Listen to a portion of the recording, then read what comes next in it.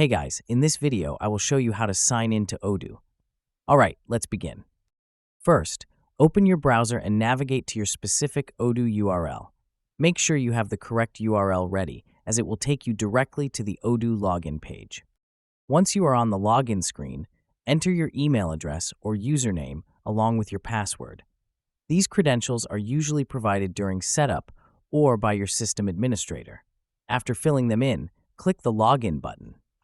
If your organization has enabled two-factor authentication, you will be asked to enter a verification code sent to your email or mobile device. Simply input the code to continue.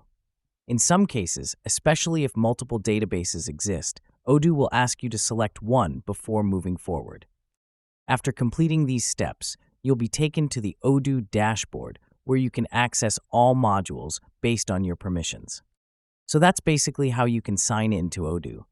That's it for this video. Thanks.